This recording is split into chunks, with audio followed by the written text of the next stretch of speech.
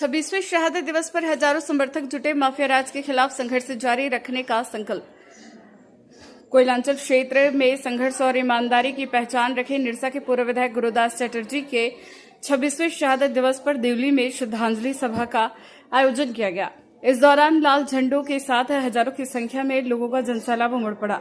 लाल झंडों से पटा पूरा इलाका। मार्क्सवादी समन्वय समिति एमसीसी के बैनर तले आयोजित कार्यक्रम में मजदूर, किसान और समर्थक बड़ी संख्या में शामिल हुए। सुबह से ही लोगों का जुटना शुरू हो गया था, जिसे पूरा क्षेत्र लाल रंग में रंगा नजर आया। नेताओं ने अर्पित की श्रद्धांजलि। कार्यक्रम में निरसा विधायक अरूप चटर्जी, आरा के सांसद सुदामा प्रसाद तथा सिंदरी विधायक चंद्रदेव महतो ने स्मृति स्थल पर माल्यार्पण कर श्रद्धांजलि अर्पित की। संघर्ष की विरासत को आगे बढ़ाने का संकल्प नेताओं ने अपने संबोधन में कहा। गुरुदास चटर्जी केवल एक नेता नहीं बल्कि शोषितों और मजदूरों की आवाज थे। उन्होंने अवैध खनन और माफिया राज के खिलाफ जो लड़ाई शुरू की, उसे आगे भी जारी रखा जाएगा। गुरुदास चटर्जी के हत्यारों को सजा मिले और हम लोगों ने 3 साल तक लगातार केस लड़ते हुए हम लोगों ने उनके हत्यारों को सजा दिलाई। हम लोग एक एक करके विटनेस को हिम्मत देते हुए तमाम धमकियों के बावजूद भी हम लोग कोर्ट में ले जाके हम लोग विटनेस करवाए और वैसे व्यक्तियों को सजा दिया।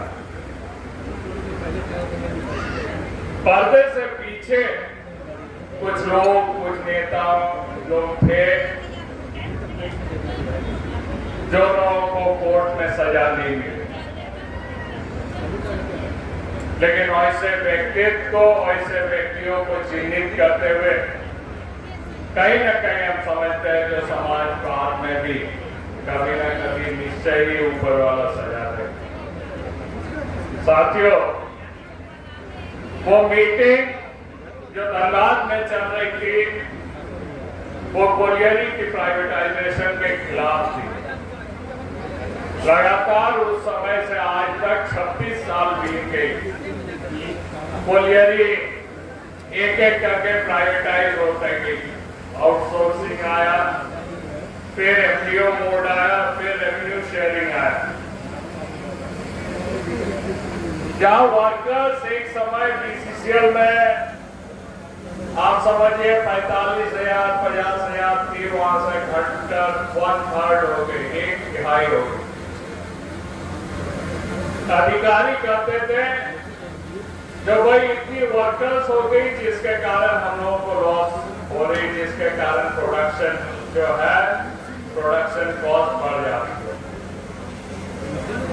आज उन दिनों के अगर बात को सुने, हम लोग उस समय भी प्राइवेटाइज का विरोध कर रहे थे, आज भी हम लोग करते हैं।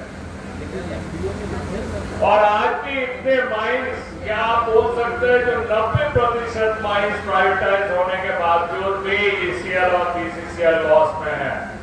आप इतने एम्प्लॉइज घट गई फिर भी लॉस में है।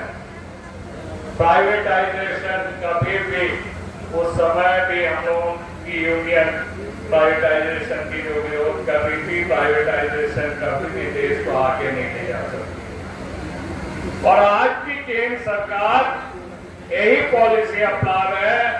जो नेशनलाइजेशन हुई थी, जो हमारे उस समय तत्कालीन कांग्रेस सरकार, नेहरू जी की सरकार ने हम लोगों के जो पब्लिक सेक्टर यूनिट, चाहे वो एनटीसी हो, चाहे डीडीसी हो, चाहे सेल हो, या ऐसे तमाम चीजों को जो बनाए थे, आज एक एक करके ये सरकार बेचते जा रही है। और जितनी प्राइवेटाइजेशन बढ़ेगी उतनी चोरी बढ़ेगी, उतनी माफिया बढ़ेगी, उतनी तमाम चीजें बढ़ेगी। आज आप देख लीजिए झरिया की अवस्था, आज आप देख लीजिए बागबारा की अवस्था, आज ऐसे तमाम माइंस की अवस्था देख लें।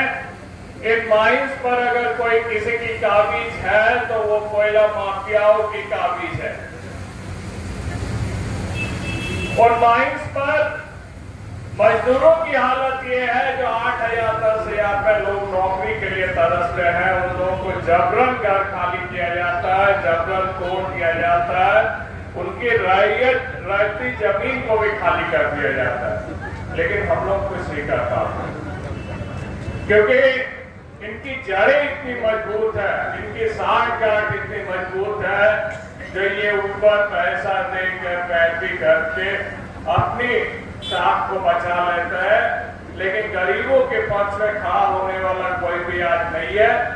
इसलिए क्योंकि यही लोग माइंस के मालिक है, यही लोग ट्रांसपोर्टर है और यही लोग इस क्षेत्र के धनबाद कोयला क्षेत्र के नेता भी। तो इसलिए साथियों, आज माफिया एवं माफिया नेताओं की पहचान करना बहुत जरूरी है। ऐसे लोगों की आप पहचान कर उसको समाज से अलग अगर नहीं कीजिएगा तो ये समाज को खोखला करते जाएगा, ये समाज को कभी आगे नहीं बढ़ने देगा। ये हमेशा से चाहेगा जो गरीब और कमजोर वर्ग के आदमी तबके के लोगों को वो दबा के रखे। तो इसलिए आप कोयला क्षेत्र के माफियाओं को पहचान करें, उनको समाज से अलग करने की कोशिश करें, उनको समाज में ऊपर अपने सर पर बैठाने का काम मत कीजिए। समाज में अगर ऐसे लोगों को आप सर पे बैठाएंगे तो कभी भी धनबाद आगे नहीं बढ़ेगी, कभी भी झारखंड नहीं आगे बढ़ेगी, सिर्फ और सिर्फ वही बढ़ेगी। तो हमारे बीच में आरा के सांसद जी हैं और ये आज आए हैं गुरदास चटर्जी के जयंती में। जरा इनसे पूछते हैं कि लाल सलाम को लेकर के आप कितना एक्साइटेड हैं। सर पहले अपना परिचय दीजिए और उसके बाद बताइए। मैं सुदामा प्रसाद, आरा से भाकपा माले का सांसद। कॉमरेड गुरदास चटर्जी जी का शहादत दिवस है आज और हम लोग आए हैं उनको श्रद्धांजलि देने, उनको लाल सलाम करने। बाबा साहब भीमराव अंबेडकर का भी आज जयंती है।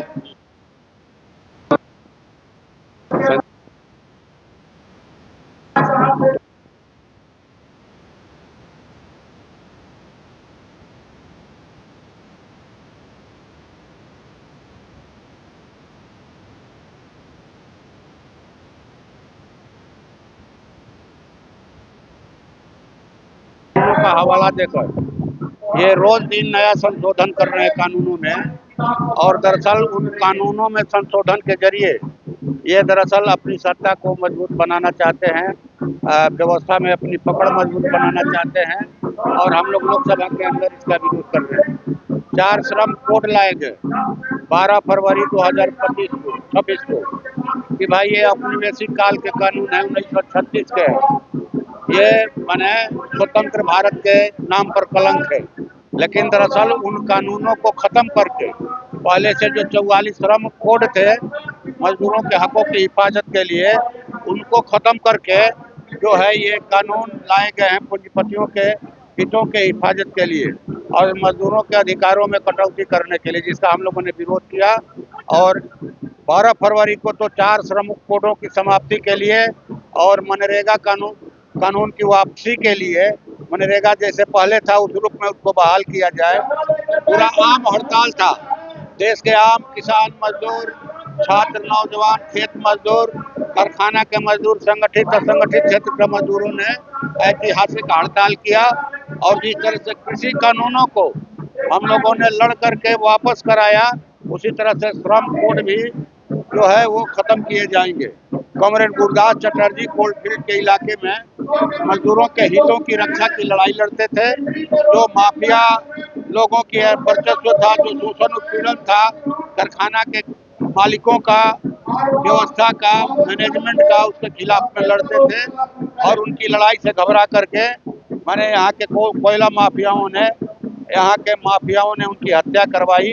तो वो ये समझते थे कि गुरदास चटर्जी की हत्या हो जाने के बाद ये जो है खत्म हो जाएगा आंदोलन, लेकिन आप देख रहे हैं हर साल हम लोग यहाँ आते हैं उनके संकल्पों को दोहराने के लिए और मजदूरों की भारी एकता इस कार्यक्रम को आगे बढ़ाने में मदद करती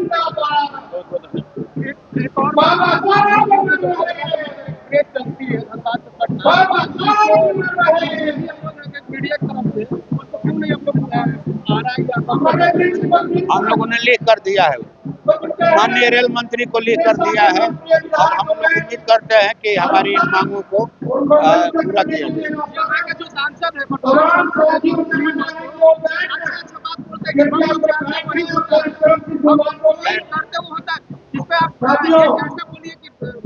नहीं, सब पर नहीं बोलना है।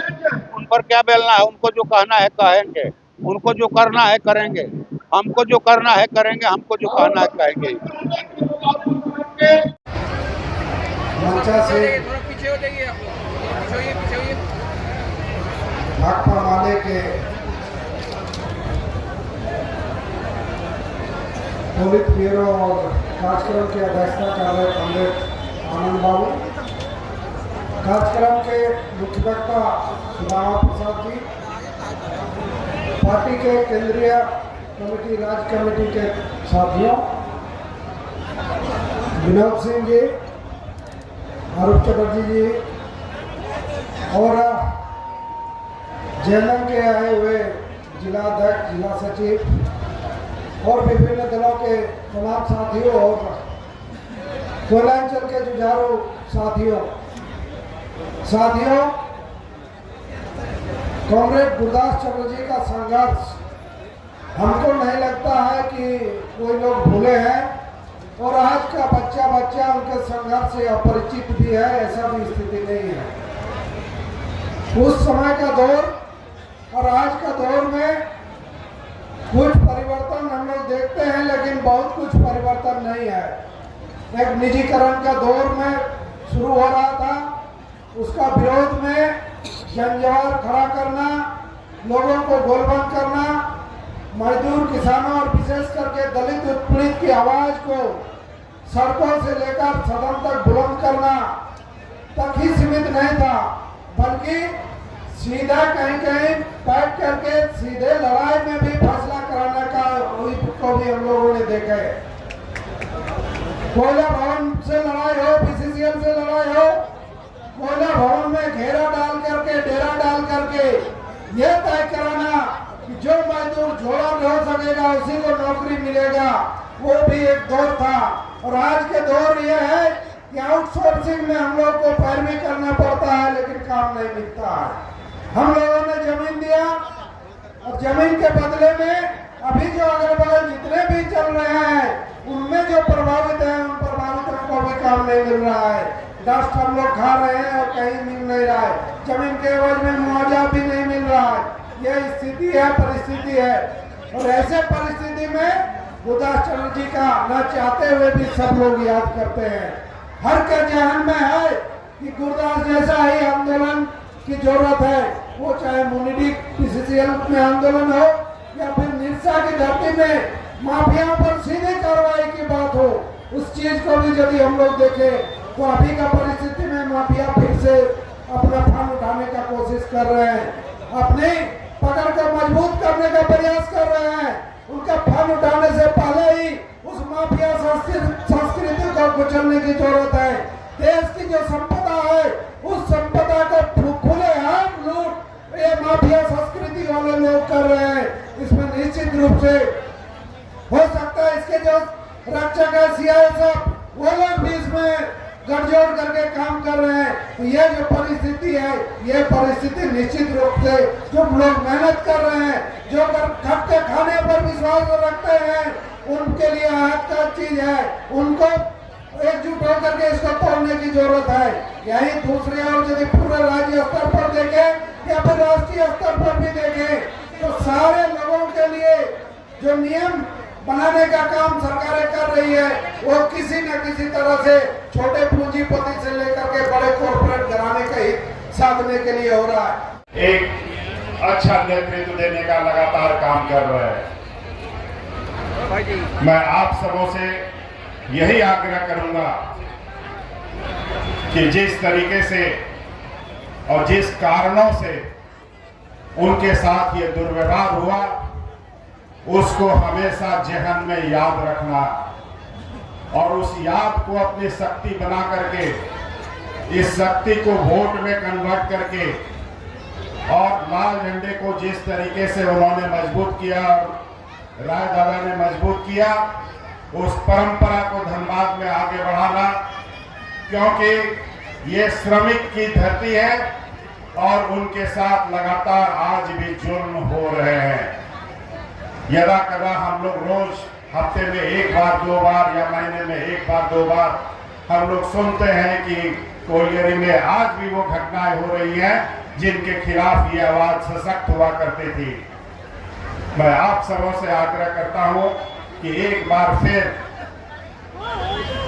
इस मजदूर के खिलाफ के दमन के खिलाफ जो कार्रवाई आज माइंस में हो रही है, इस पे पुनः आवाज उठाने की जरूरत है और उनको जो मजदूरी न्यूनतम मिलनी चाहिए नहीं मिल रही है, उस पे भी आवाज उठाने की जरूरत है।